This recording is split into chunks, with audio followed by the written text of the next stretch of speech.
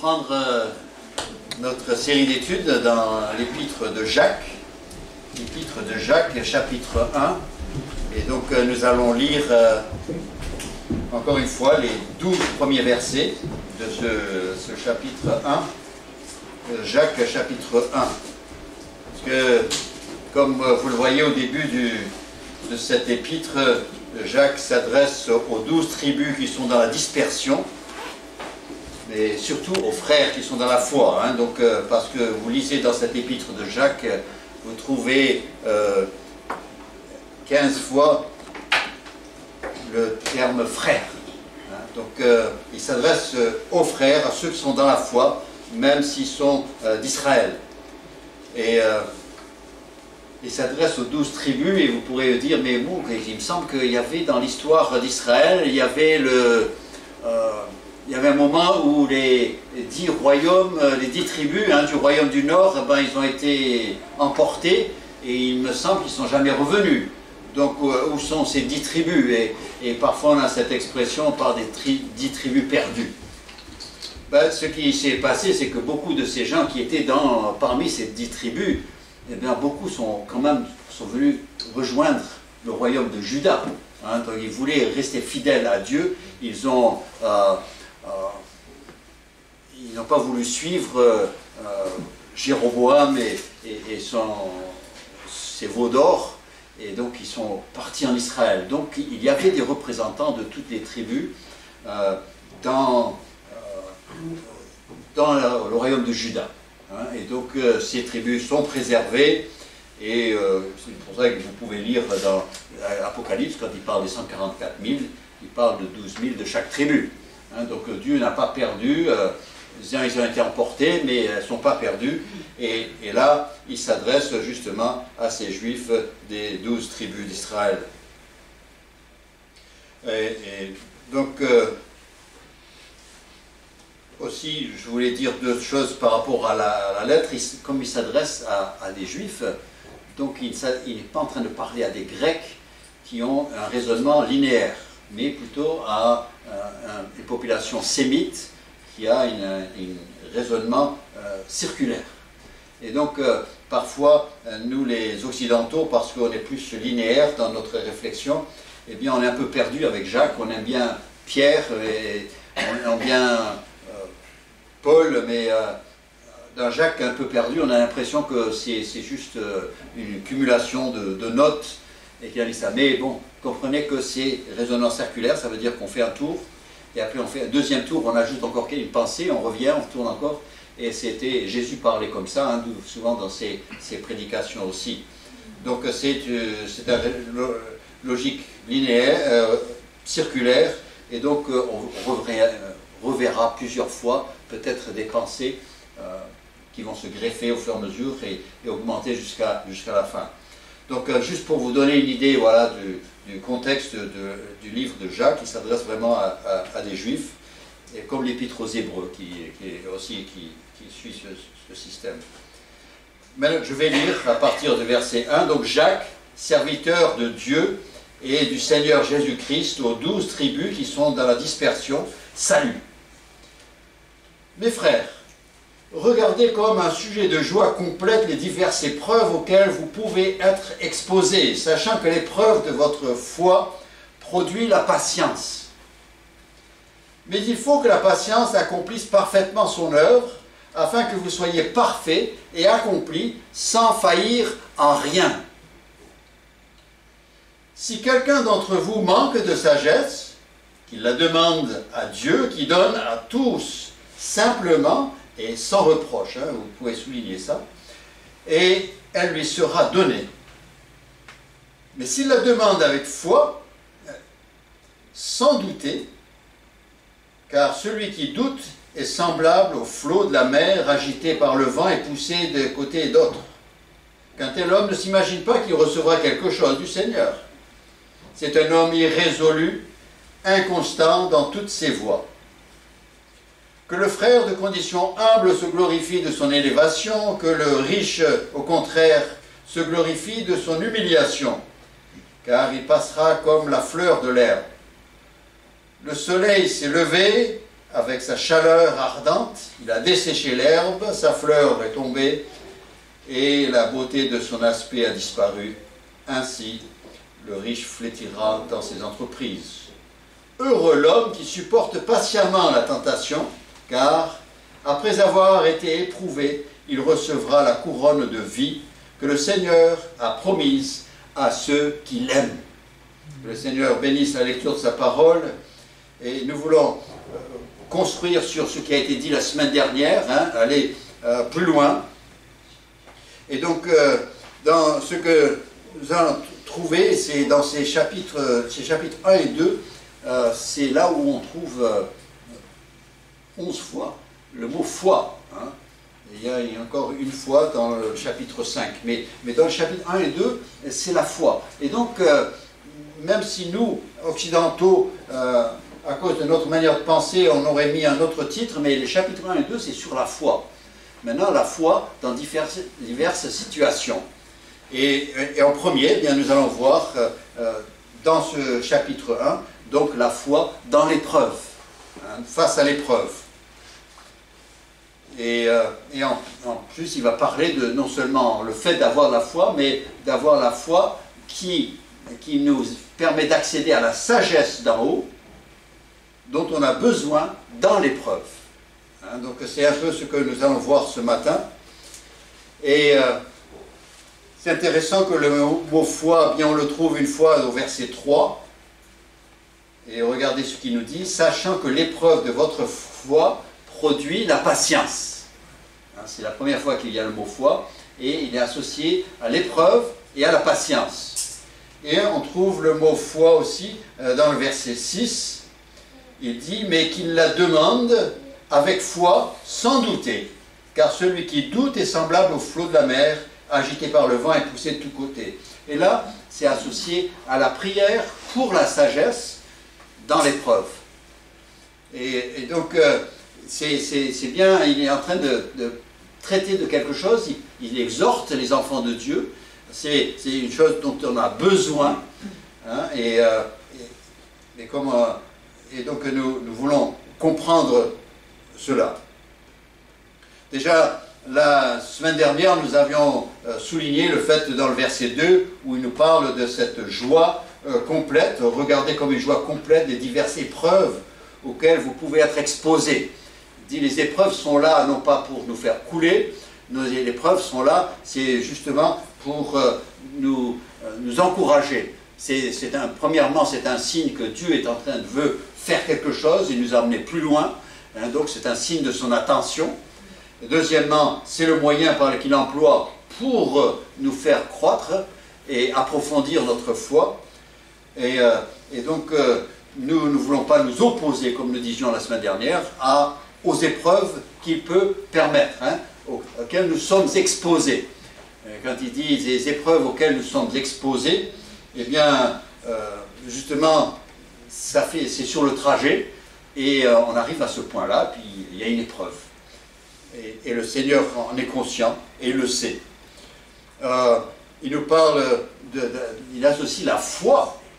On a besoin de cette foi dans l'épreuve, parce que sinon, si notre foi ne progresse pas, eh bien, on peut se dire croyant, mais comme il le dira à la fin du chapitre 2, eh bien, il dira, vous savez, si tu crois, c'est bien, mais les démons aussi croient. Mais eux, ils tremblent. Beaucoup de chrétiens ne tremblent pas assez. C'est dommage. Parce qu'on a quand même... Dieu, c'est pas un copain, c'est Dieu. Même si lui, il a le droit de se dire « je suis ton père, je suis proche de toi, je suis là près de toi », mais moi, quand je le regarde, je vois Dieu. C'est comme un père s'approche de son enfant, et puis il se met à son niveau même, et parfois le père même s'assoit par terre avec son fils ou sa fille pour vraiment être près de lui. Mais l'enfant n'oublie jamais que c'est son père, et qu'il y a une relation qu'il faut respecter. Et en tant qu'enfant de Dieu aussi, nous devons nous souvenir toujours que c'est lui, Dieu. Hein. Et nous sommes pas des esclaves, non, nous sommes ses enfants, et nous pouvons avoir une intimité avec lui, mais il y a toujours dans le respect. Et donc, il nous dit ici, on l'a vu la semaine dernière, et on dit que l'épreuve va produire la patience.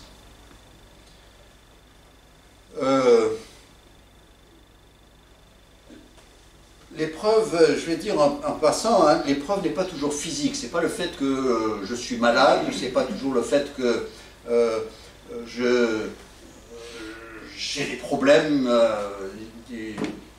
genre matériel. C'est pas seulement là. Il se peut que je sois éprouvé par le fait que j'ai l'impression qu'il n'est pas là, qu'il est absent. Parfois, les chrétiens passent par un moment où ils disent je ne sens pas sa présence là depuis quelque temps.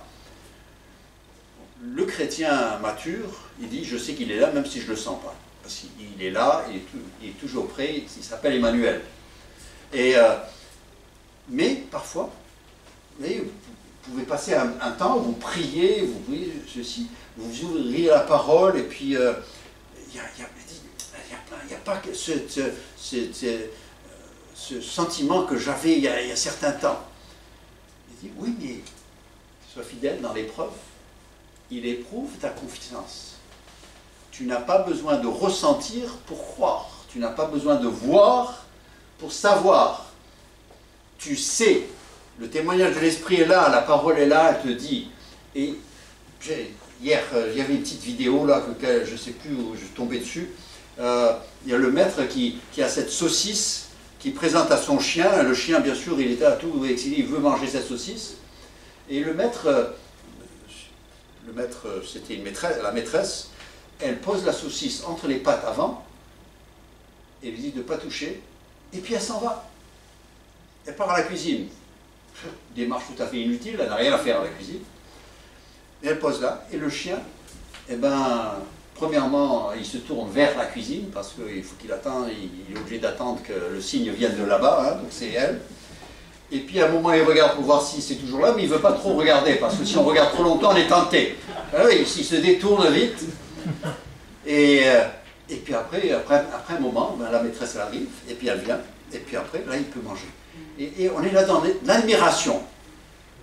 Et si les chrétiens pouvaient être aussi bons, et de faire confiance, hein, même s'ils s'absentent, non, mais je sais qu'il va revenir. Pas de problème, j'attends. Vous savez, le Seigneur, l'épreuve, ça peut être toutes sortes de choses. Il nous éprouve à toutes sortes de niveaux. Et plus ça va dans la vie chrétienne, plus il y a. Mais ces épreuves ne nous dérangent pas. Hein, si vous parlez du grand homme de foi, Abraham, mais allez relire son histoire et voyez combien de fois Dieu lui a parlé, et entre-temps, il n'y a rien. Mais il va d'un autel à l'autre, d'une rencontre à l'autre, dans le silence. Et Dieu va même l'éprouver. Mais vous savez, c'est là qu'on a pu mesurer sa foi. Dieu, en fait, l'avait préparé pendant les 25 ans pour l'amener au point où il pouvait l'éprouver avec son fils. C'était une formation extraordinaire qui était bien faite et qui a réussi. Le Seigneur fait bien les choses si on le laisse faire.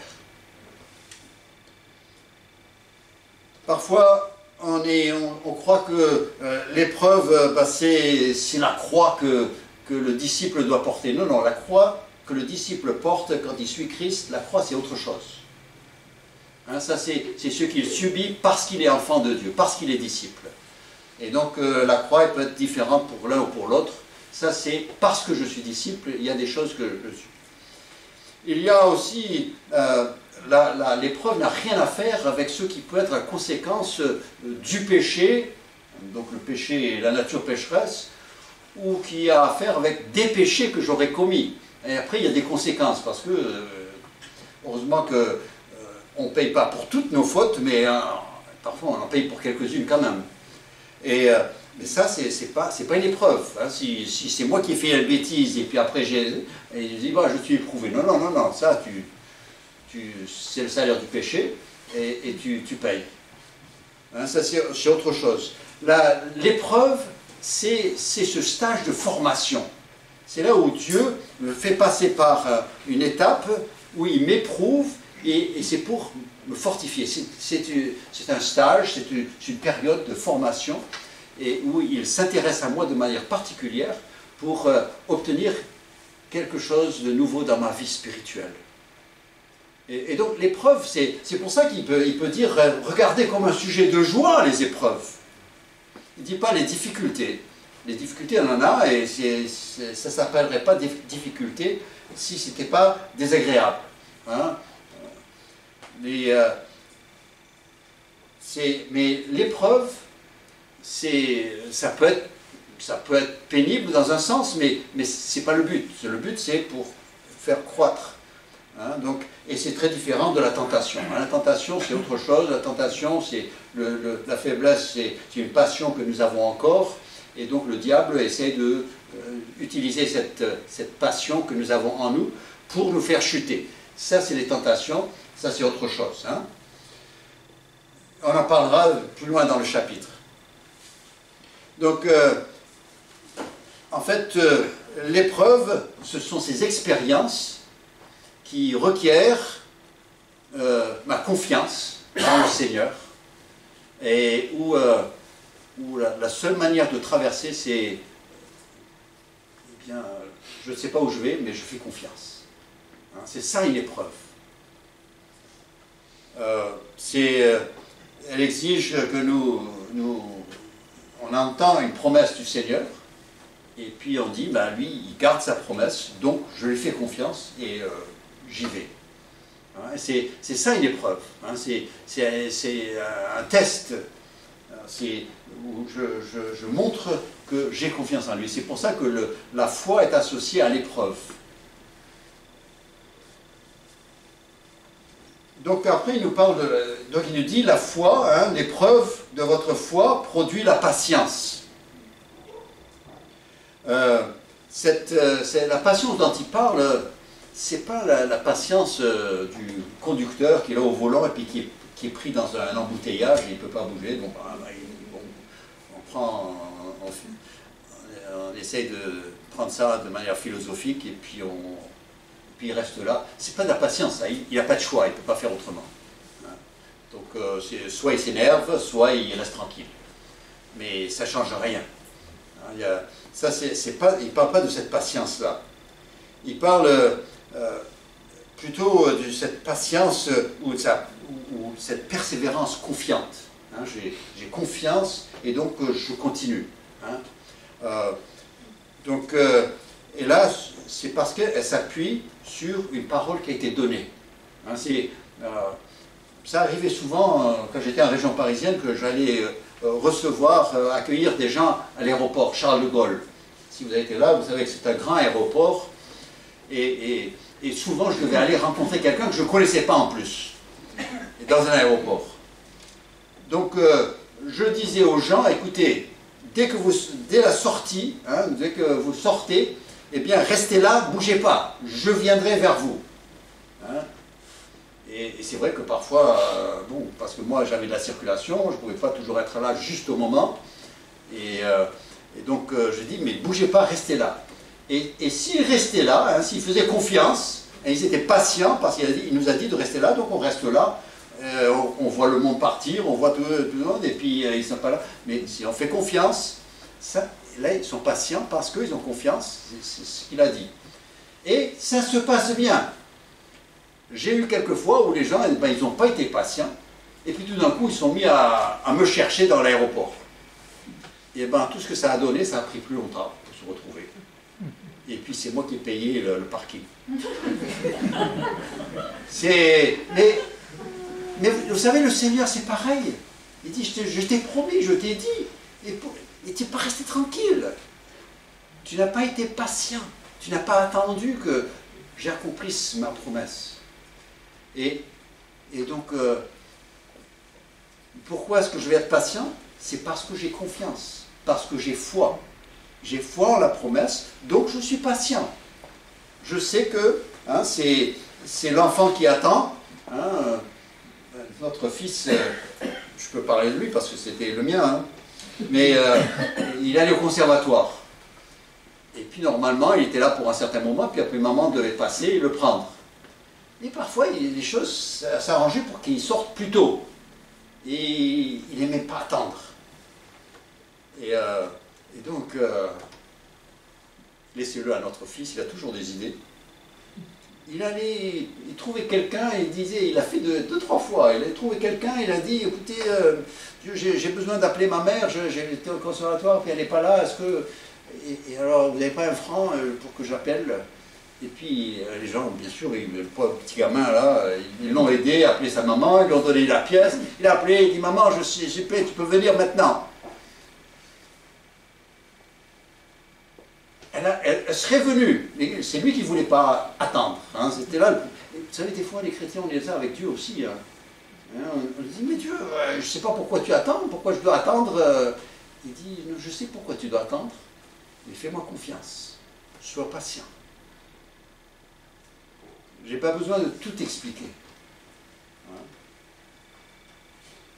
Et donc, il parle de cette patience-là. Et...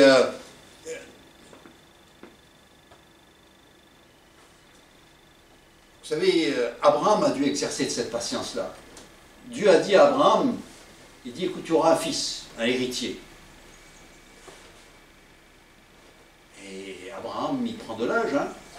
Il prend de l'âge, puis surtout Sarah prend de l'âge. Elle est restée belle longtemps, hein. C'est extraordinaire. Mais quand même, elle prenait de l'âge. Et puis Abraham dit, je crois, mais bon, quand même, ça commence à être long, hein, bientôt ça va être impossible. Et Dieu, c'est une épreuve. Dieu l'éprouve. Tu me fais confiance ou pas? Il y a un moment où ils ont été tentés, et ils ont eu un problème avec lequel il fallait vivre après. Hein, c'était Ismaël, parce que Dieu dit, c'est pas lui que j'ai prévu. Et donc tu vas passer par cette souffrance de pouvoir te séparer de ton fils que tu aimes. Et on s'attire des ennuis quand on n'est pas patient dans l'épreuve.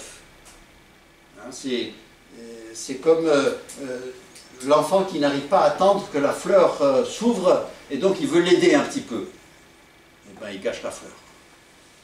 Hein, et trop souvent, nous en tant que chrétiens, on n'est pas patient. Parce que, justement, la foi qui nous permet de patienter et de laisser faire Dieu.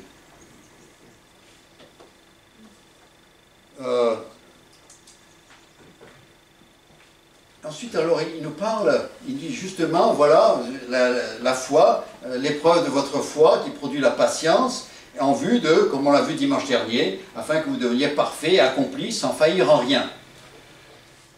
Après, il dit, mais quand même, il y a quelque chose qu'il faut, c'est la sagesse dans cette épreuve. Et la sagesse, là, il ne faut pas aller chercher dans le Larousse ni un autre dictionnaire pour la définition de cette sagesse-là, parce que c'est la sagesse selon la Bible, et la Bible nous parle, et Jacques va en parler, de la sagesse d'en haut et de celle qui est terrestre. Et il dit, si quelqu'un de vous manque de sagesse, mais la sagesse d'en haut, parce que dans l'épreuve, tu auras besoin de cette sagesse-là, sinon tu ne pourras pas traverser l'épreuve, endurer l'épreuve, réussir l'épreuve. Il dit, et en plus, il ajoute, il dit, et quand tu demanderas la sagesse qu'il te faudra pour l'épreuve, il faudra la demander avec foi. Et alors, bien sûr, là, tout d'un coup, on a deux questions qui nous viennent à l'esprit. Comment est-ce que je sais que j'ai exercé de la foi en vue de la sagesse que Dieu va me donner? Quand est-ce que j'ai cru? Est-ce que j'ai assez cru? Combien je dois croire Combien de fois on s'est posé la question, et combien de fois on est venu, on m'a demandé, on m'a dit ce verset 5, qu'est-ce qu'il veut dire? Combien il faut croire? Qu'est-ce qu'il faut croire? Il dit, parce qu'il le donne seulement si on croit. Et puis, et deuxièmement, c'est que, comment est-ce qu'il nous dit qu'il nous donne la sagesse par la foi? Et quand c'est par la foi, ça veut dire qu'on ne le voit pas. Il dit, comment est-ce que je vais savoir que j'ai cette sagesse? Comment savoir que je l'ai reçue?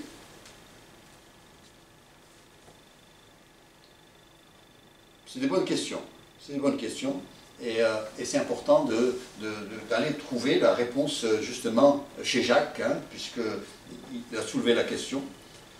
Donc pour ce qui est de la foi, vous savez, Jésus nous a vraiment soulagés quand il a dit avec un peu de foi vous pouvez aller très loin.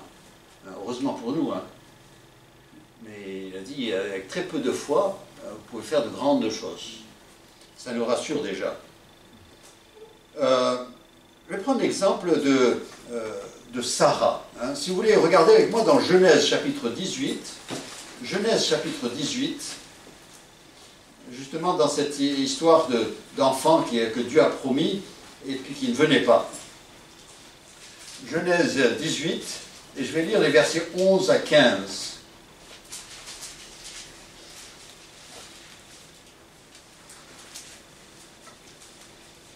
Il dit, donc Genèse chapitre 18, verset 11, dit « Abraham et Sarah étaient vieux, avancés en âge, et Sarah ne pouvait plus espérer avoir des enfants. »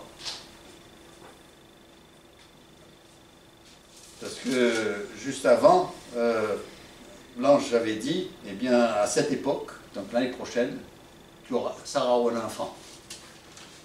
Donc, verset 12, elle rit en elle-même en disant, « Maintenant que je suis vieille, aurai-je encore des désirs? Mon Seigneur aussi est vieux. » Et elle pensait en elle-même, et pensait que, bon, ben, il n'y a personne qui sait. Hein. Et l'Éternel dit à Abraham, « Pourquoi donc Sarah a-t-elle ri en disant, « Est-ce que vraiment j'aurai un enfant, moi qui suis vieille ?» Et c'est l'ange qui dit, « Y a-t-il quelque chose qui soit étonnant de la part de l'Éternel ?»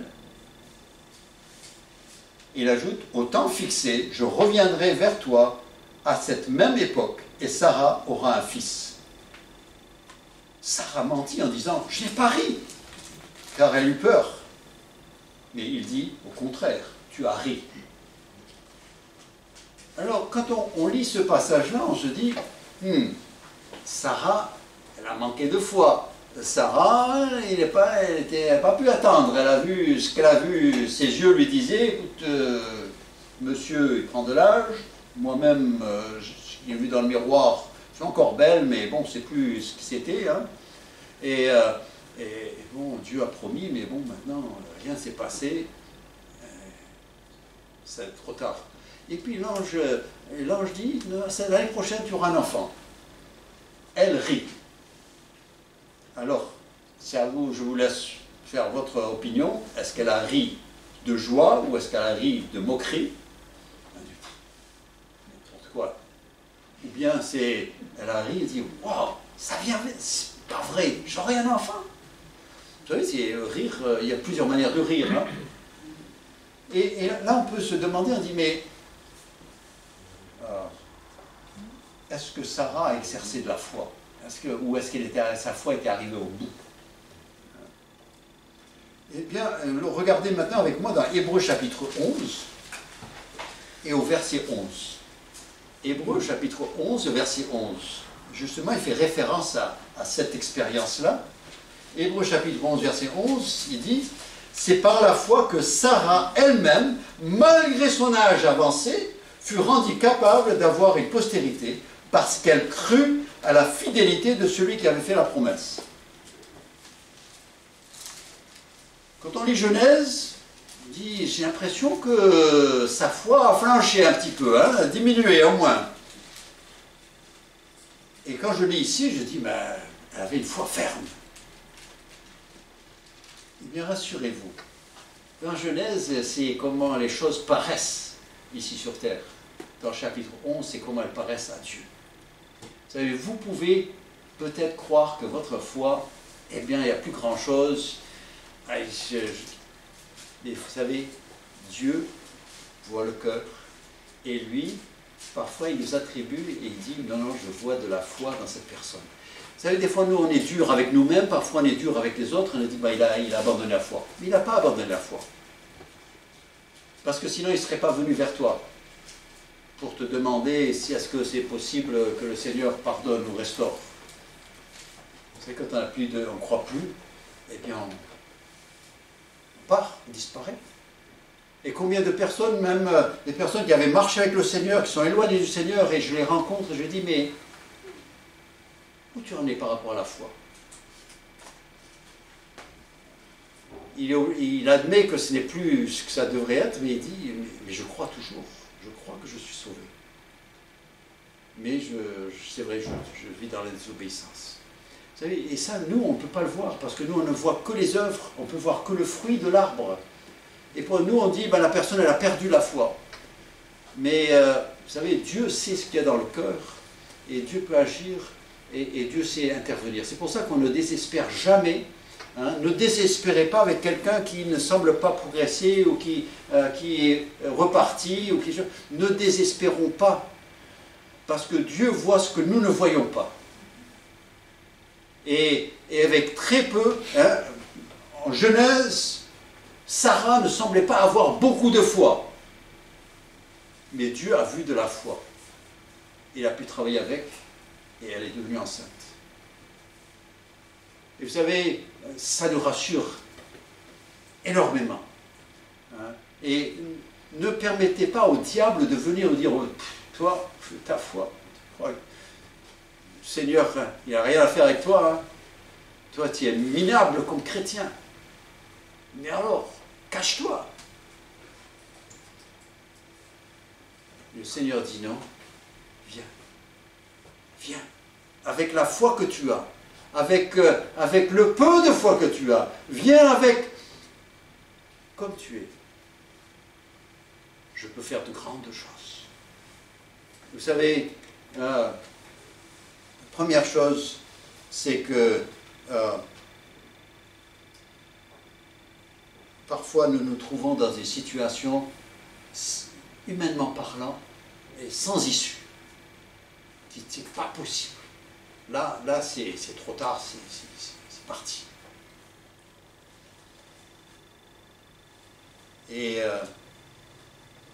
Mais nous croyons en Dieu quand même. La personne, on dit, vous demandez à cette personne qui se dit, je crois que c'est trop tard, c'est plus possible. Et vous dites à la personne, est-ce que tu crois que Dieu peut faire n'importe quoi? Il dit, ah si, je crois que Dieu peut faire n'importe quoi. Vous savez, il y a encore de la foi. Même si, humainement parlant, dans le langage humain, on dit, mais c'est impossible, ça ne pourra pas se faire. Mais il y a quand même de la foi que Dieu voit. Hein, et donc, dans nos épreuves, l'ennemi voudrait qu'on baisse les bras, et qu'on se décourage, et qu'on abandonne. Mais le Seigneur dit non, non.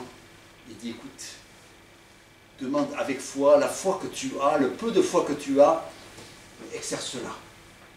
Et je te donnerai de la sagesse. Je ferai une œuvre, je transformerai ta vie. Je te relèverai. J'affirmerai ta marche. La deuxième question, c'est cette sagesse. Comment savoir, comment reconnaître que cette sagesse, que nous l'avons reçue? Et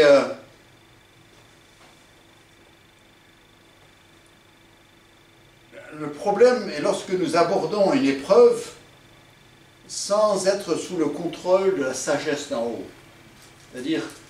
C'est-à-dire que je me trouve, l'épreuve arrive, et puis moi je ne suis pas en état pour l'aborder. Vous savez, celui qui ne s'est pas entraîné, et puis tout d'un coup il se trouve devant une épreuve, il risque de se faire du mal. Parce qu'il ne s'est pas préparé. Et il risque de souffrir inutilement, parce qu'il ne s'est pas préparé, parce qu'il n'est pas en état pour l'épreuve, la course qui l'attend. Donc dans Jacques chapitre 3, justement, il nous parle de la sagesse. Il nous permet de distinguer la sagesse d'en haut de celle qui est terrestre. Et je veux lire ce passage, donc Jacques chapitre 3, et les versets 13 à 18. Je lis le passage et puis ensuite on fait quelques remarques. Il dit: lequel d'entre vous est sage et intelligent, qu'il montre ses œuvres par une bonne conduite, avec la douceur de la sagesse. Verset 14. Mais si vous avez dans votre cœur un zèle amer, ou un esprit de dispute, ne vous glorifiez pas, ne mentez pas contre la vérité. Cette sagesse n'est point celle qui vient d'en haut, mais elle est terrestre, charnelle, diabolique. Car là où il y a un zèle amer et un esprit de dispute, il y a du désordre et toutes sortes de mauvaises actions. La sagesse d'en haut est premièrement pure, ensuite pacifique, modérée, conciliante, pleine de miséricorde et de bons fruits, exempte de duplicité et d'hypocrisie. Le fruit de la justice est semé dans la paix par ceux qui recherchent la paix. Vous avez remarqué la différence entre la sagesse terrestre et la sagesse d'en haut. Première remarque, c'est que ça se manifeste dans les actions, dans les relations. Parce que quand il parle, il dit zèle amer, ça c'est les relations. Je ne suis pas amer avec moi-même, je suis amer avec les autres. L'esprit de dispute, c'est avec les autres, c'est les relations. Il nous parle... Et quand il s'agit de la sagesse d'en haut, eh bien, elle est pacifique, modérée, conciliante, pleine de miséricorde, ça on l'exerce avec les autres, de bons fruits, exemple de duplicité, d'hypocrisie, ça c'est dans les relations. Il dit, est-ce que tu es prêt pour l'épreuve? Eh bien, regarde dans ton cœur et voir l'attitude que tu as, l'état de ton cœur, et quelle est cette attitude par rapport aux autres. Si tu as refusé de pardonner et tu es encore dans l'amertume au sujet de quelque chose, écoute, quand viendra l'épreuve, ça sera dur, hein. Tu n'y passeras pas. Hein. Tu n'as pas la sagesse qui est d'en haut, tu pourras pas. Hein. Tu peux pleurer tout ce que tu veux. D'abord, règle la chose avec ton frère. Pardonne-lui. Ça le libère lui et ça te libère toi.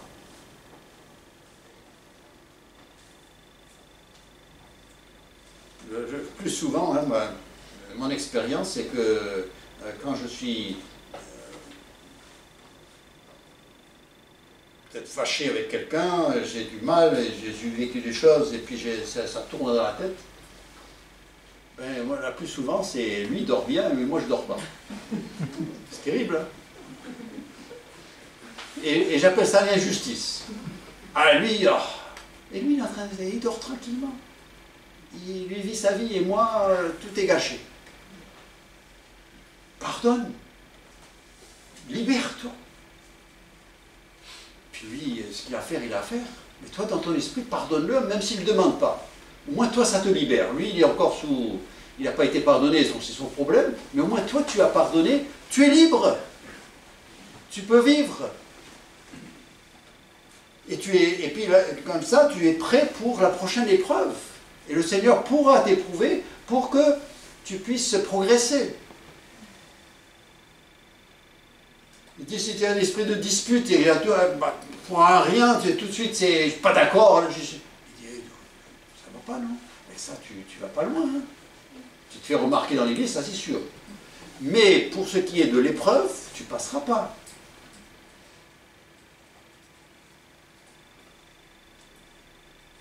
Il y a des gens qui pensent que la dispute, c'est une manière de s'affirmer. Non, non.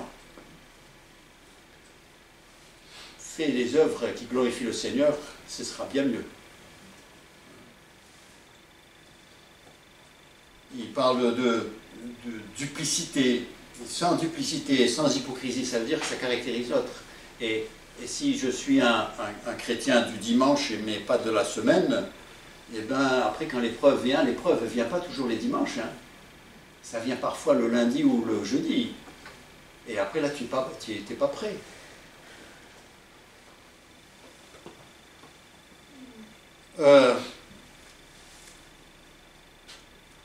Il dit, donc quand tu pries, avec la foi que tu as, elle peut être très faible, mais Dieu la verra.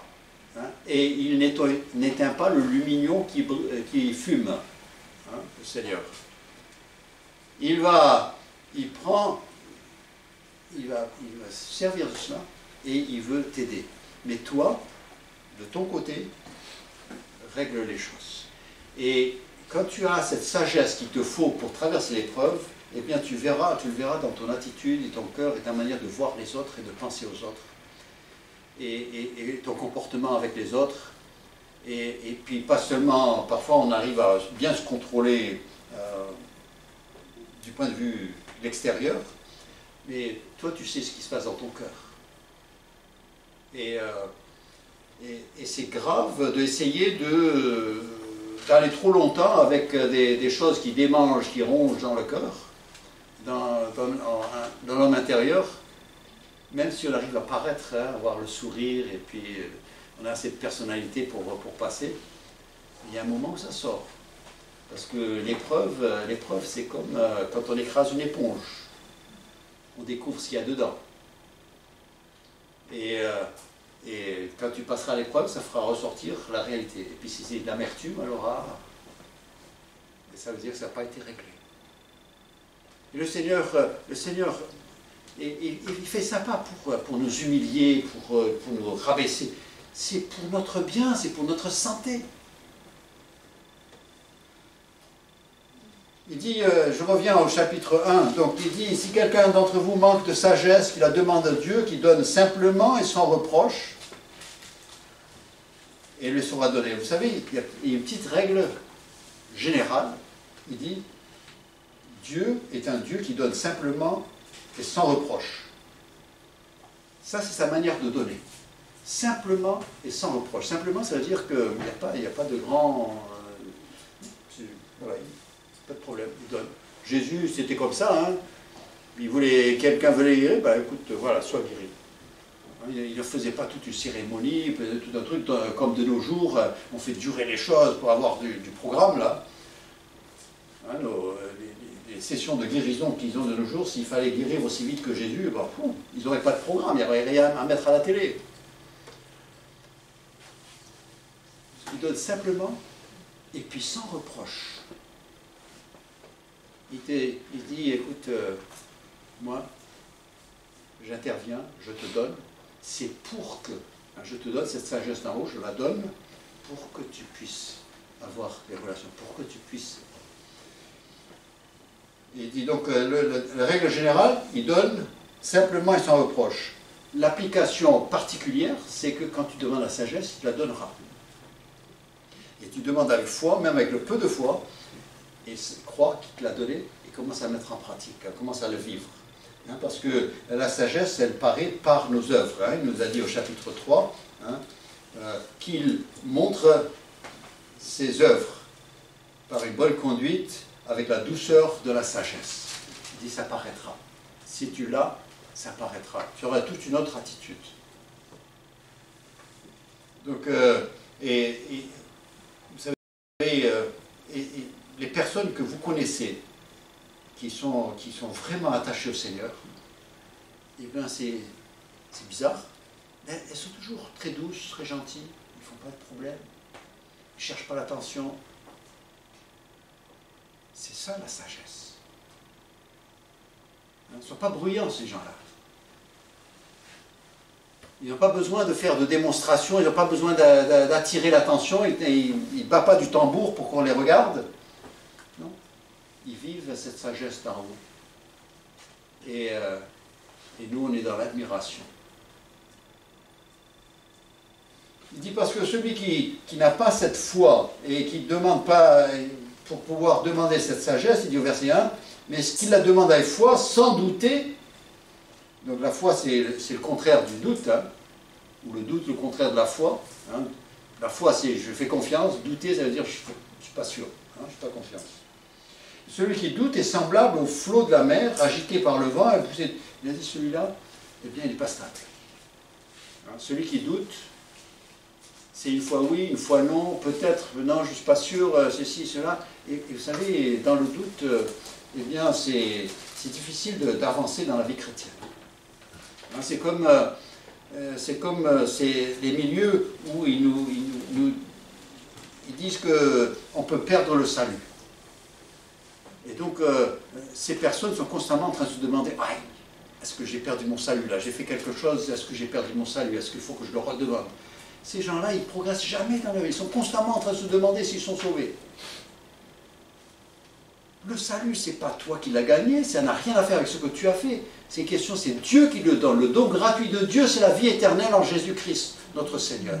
C'est lui qui le donne. Et il a dit, quand je donne, je ne reprends pas.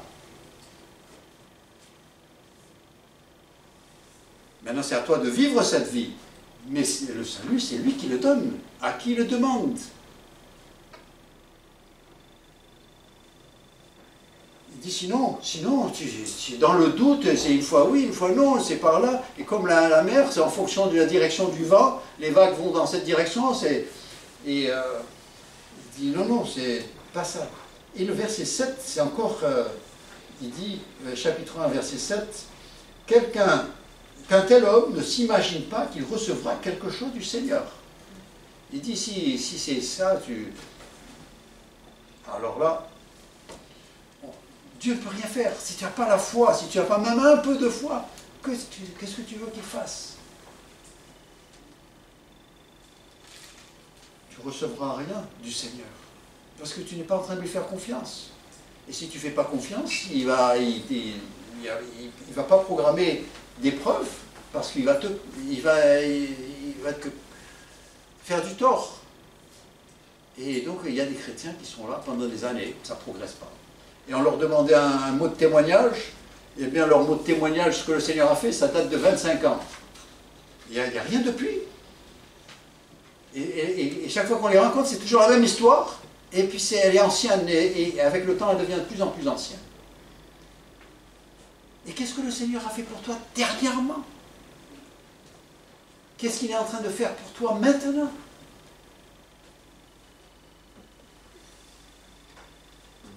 Il dit, verset 8, il dit « Cet homme est irrésolu ». Ce mot « irrésolu », c'est très intéressant, le mot grec. C'est la seule fois qu'on le trouve ici. Jacques, il a dû l'inventer. C'est le mot qui veut dire « deux âmes ». C'est un homme qui a deux âmes. Ça veut dire il a des passions, des désirs, et puis après il a des passions et des désirs. Et il est là, c'est l'homme qui a deux épouses. Il va essayer de plaire celle-là, il veut plaire celle-là. Hein, j'aime bien cette fable de La Fontaine, je crois que c'est La Fontaine qui avait dit l'homme qui avait une dame plus âgée d'un côté, et puis une jeune de l'autre côté, une qui lui a enlevé les cheveux blancs, l'autre qui lui a enlevé les cheveux noirs, et finalement c'est lui qui a perdu, il était chauve à la fin. Mais en fait, Jacques est en train de dire la même chose. Il est en train de dire celui qui doute, il est irrésolu, il n'arrive pas à se déterminer. Oui, j'aime faire ça. Ah oui, mais aussi j'aime ça. Et il dit, il va nulle part celui-là. Et il n'est pas en état pour une épreuve. Ça, il n'est pas préparé. Hein, vous savez, ce que j'aime, c'est extraordinaire, mais il nous dit qu'il y a un moment où Jésus, tout d'un coup, il a mis ses regards sur Jérusalem. Il était en Galilée. Et en Galilée, tout d'un coup, il met la croix devant lui et il va vers Jérusalem. Il dit, il a pris un regard comme le regard d'une pierre. C'est-à-dire qu'il n'y avait rien qui allait le détourner. Il était déterminé d'aller jusqu'à la croix. Heureusement pour nous, hein, parce qu'avec tout l'accueil qu'il a reçu et tout ce qui lui est arrivé, eh ben, heureusement qu'il était déterminé et qu'il n'était pas une fois par-ci, une fois par-là, oui, je les aime, mais ils ne sont pas gentils. Non, non. Moi, je sais ce que je veux vivre, je sais ce que je veux vivre pour le Seigneur, peu importe ce qui m'arrive et ce qu'on me dit et ce que tu sais. Moi, je vais jusqu'au bout. Et ça, c'est celui qui marche avec la confiance dans les promesses de Dieu. Que Dieu fera son œuvre. Épreuve, pas épreuve, c'est pareil. Je continue. Hein? Dans la vie chrétienne, parfois en rétrograde, hein, on change de vitesse, mais et puis on y va, on continue quand même. Hein? Et vous savez, c'est le chrétien, c'est ça la vie chrétienne. Et ça, tout à l'heure on parlait de la victoire, il y a cette victoire qui a été remportée par le Seigneur, et après il y a cette marche victorieuse que nous pouvons avoir. Il dit, cet homme qui doute, eh bien, c'est un homme qui a deux âmes. Il est inconstant, c'est-à-dire il n'est pas fixé sur quelque chose. Et il dit, et dans toutes ses voies, dans tout ce qu'il fait, partout. Et ça s'appelle une maladie psychiatrique. Et il dit, mais l'enfant de Dieu, qui place sa confiance en Dieu, et qui laisse faire œuvre, eh bien, vous savez, il peut aller jusqu'au bout. Jacques chapitre 1, verset 12, il dit « Heureux l'homme qui supporte patiemment la tentation, car après avoir été éprouvé, il recevra la couronne de vie que le Seigneur a promise à ceux qui l'aiment. » Donc, l'épreuve se présente, eh bien, on baisse la tête et puis on y va, on fonce. Et quand il parle de la couronne de vie, c'est pas le nom de la couronne, hein, couronne de vie. Non, c'est le mot Zoé, c'est une couronne vivante, c'est une couronne animée, c'est une couronne qui est la vie. Et c'est une couronne qui est promise à ceux qui l'aiment. Paul a dit dans 1 Corinthiens 13, il a dit « L'amour est patient ». Ça va ensemble, tout va ensemble. Et c'est ça la vie, hein, notre vie. Et Jacques dit « Mes frères, écoutez, vous êtes dispersés dans le monde, vous êtes dans toutes sortes de situations, vous êtes dans toutes sortes de cultures et tout cela. Et pour chacun, c'est varié. C'était tellement vrai que quand ils sont arrivés à Pentecôte, eh bien, il fallait que les apôtres parlent différentes langues pour pouvoir parler à tous. Donc ils étaient très variés. Mais il a dit, il y a une chose qui est certaine. C'est que, en tant que chrétiens, nous allons avoir des épreuves. Mais rassurez-vous, les épreuves, c'est pour notre bien, et avec le peu de foi que nous pouvons avoir, et que nous avons, et que si nous laissons l'Esprit de Dieu travailler, transformer notre cœur, et nous réagissons, nous serons prêts pour l'épreuve, et il n'y a aucune raison de ne pas la traverser, et qu'elle devienne même, une fois traversée, elle devient une belle expérience, c'est un beau souvenir. Je sais que c'est l'heure, mais je me rappelle... Quand en région parisienne, on avait acheté une chapelle, et puis après on a voulu faire un agrandissement. Et quand on a fait l'agrandissement, ben, il fallait démolir beaucoup de ce qu'on avait avant de reconstruire. Et au moment où on avait tout cassé, il ne restait que le toit et des poteaux qui maintenaient le toit. C'est tout, on avait tout cassé. Je dis, Steve, qu'est-ce que tu as fait? Maintenant, tu n'as même pas ce que tu avais avant. Et vous savez, il y avait des pensées qui étaient là pour me perturber. Et j'ai dû chaque fois dire, Steve, mais tu savais que c'était la volonté de Dieu. Donc continue. Et vous ne savez pas combien de fois j'ai dû me le répéter. Ah ça, c'était pas seulement une fois de temps en temps, hein, c'était constamment. Mais ça s'est fait. Mais c'est vrai que c'était une épreuve, tout en étant une étape glorieuse. Hein. C'était une joie de pouvoir agrandir et de pouvoir faire des choses. Et le Seigneur avait fait, je ne vais pas raconter ça, mais c'est la vie chrétienne. Ce que je dis rapidement, ce qu'il dit, c'est pour ceux qui sont à Dieu. Hein. Tout ce qu'on a dit, c'est pour ceux qui sont enfants de Dieu. Vous voulez ce genre d'expérience, il faut venir à la croix. Le rendez-vous, c'est on rencontre le Seigneur à la croix. Hein, c'est pas dans la croix de bois, mais l'autel, le Jésus qui est mort sur la croix. C'est le Jésus de la croix que nous voulons voir. Et vous adressez à lui, il est vivant, et il vous entend. Et dites, moi, c'est assez de mener la vie par moi-même. Je veux que tu me délivres de mes péchés et que tu commences à agir. Et comme tu voudras. Je te donne, je signe tout et tu peux y aller. Vous savez, vous aurez quelque chose, quand on regarde en arrière, vous dites, ah, ça c'était la meilleure décision de ma vie. Quand j'ai donné ma vie à Jésus-Christ.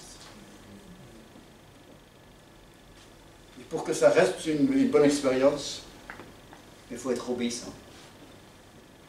Faire confiance tout le long. Donc la question que je dois me poser ce matin, c'est évaluer mon cœur. Est-ce que je suis prêt pour l'une de ces épreuves auxquelles nous sommes exposés, comme dit Jacques? Les idées, elles sont là. Hein. Donc c'est où tu es prêt ou tu n'es pas prêt. Ou tu encaisses bien ou tu n'encaisses pas. Mais elles sont là. Ça fait partie de la vie chrétienne parce que le Seigneur, il n'aime pas les enfants gâtés. Il n'y a pas des enfants qui ne sont pas responsables. Et notre Père Céleste élève bien ses enfants. Prions. Père Céleste, nous avons lancé beaucoup de pensées. Seigneur, je veux croire que tu as une parole pour chacun qui est présent ici, de ceux qui sont avec nous par les Zoom, et puis Seigneur, et puis tous ceux qui écouteront cet enseignement par la suite cette semaine. Seigneur, te prions d'encourager ceux qui sont à toi. Et puis que ceux qui ne sont pas à toi, en voyant cela, eh bien qu'ils soient attirés à toi. Seigneur, mon expérience me dit c'est du gagnant-gagnant que de vivre avec toi. Et Seigneur, je te remercie parce que tu as été fidèle toutes ces années dans ma vie. Et je sais que parce que tu es fidèle. C'est ta nature que d'être fidèle. Tu ne peux pas être fidèle. Même si nous sommes infidèles, tu demeures fidèle. Et Seigneur, tu veux nous accompagner. Tu veux nous former. Tu veux nous élever pour que nous puissions être des enfants matures, parfaits, accomplis, pour toute bonne œuvre.